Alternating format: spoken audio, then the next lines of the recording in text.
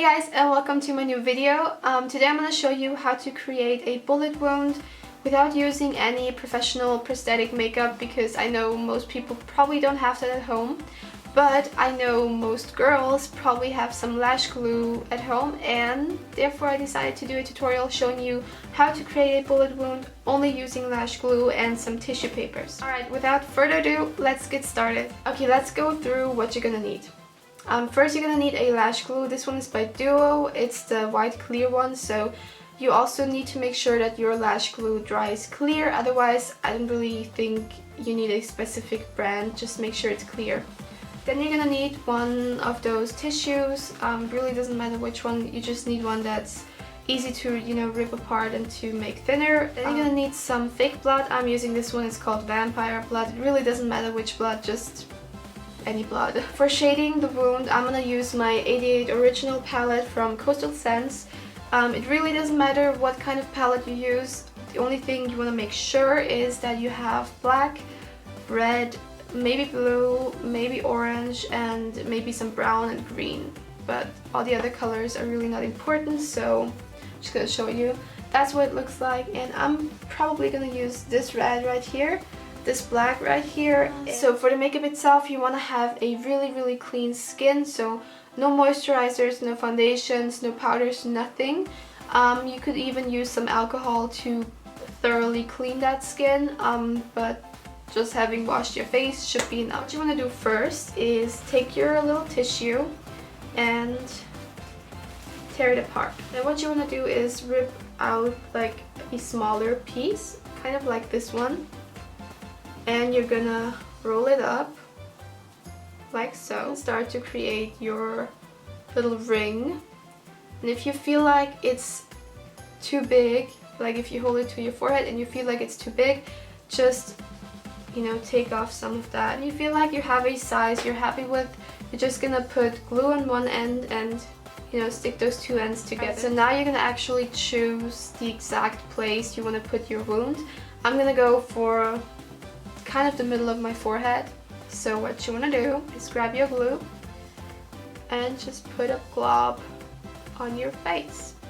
And I'm going to take the ring and put it on top of here, just like that. Now that the ring looks kind of like that and it's started to dry, we're going to use some more glue with our finger and just put it on top. Now that you have a ton of glue on your face, you're going to take another piece of tissue that's bigger than like the wound and just put it on top, just like that, and press it down and use more glue on top.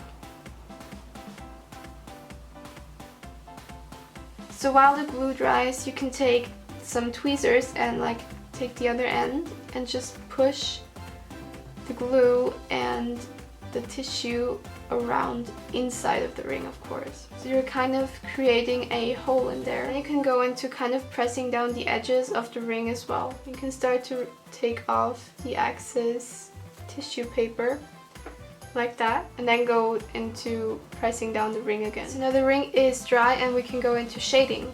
Now first I'm going to use my foundation. It's the Naked foundation from Urban Decay, and I'm just using a tiny amount to cover the ring. So you want to put it around the ring and then blend it into it. Next we're already going to grab the color palette, and I'm going to start with black. So you want to put it in the middle of the ring because it's going to create some depth, and you can kind of start blending it upwards onto the ring. Then you want to clean off your brush a little bit and go into a red color. And this one you're going to put on the ring itself.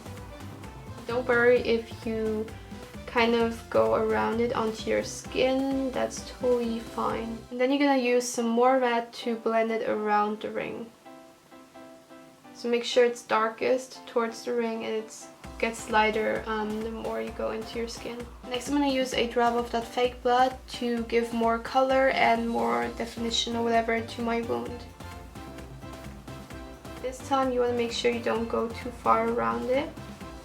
So once the first layer of blood has dried, you can totally do a second layer and then maybe let a drop run down your forehead. I'm just gonna do that real quick and I'll be right back. Alright, so that's what it looks like with the blood, the second layer, and some drops coming out. If you were to use gelatin or scar wax or all that really professional prosthetic makeup, it would probably look 10 times more realistic. But I know that most people don't have that kind of stuff at home, or they don't have the money for it, so I decided to do a cheap and easy do-it-yourself kind of prosthetic makeup tutorial. I have used this technique before in a video, and I will link that down below. It's a video where I show you how to create bigger cuts and wounds all around your face. You can check that out if you want. Alright, that's it with this video. I hope you liked it. I hope you found it informative and kind of helpful. If you did, I would totally appreciate if you gave me a thumbs up. And if you don't want to miss any upcoming videos, definitely subscribe, and I will see you in my next video. Bye!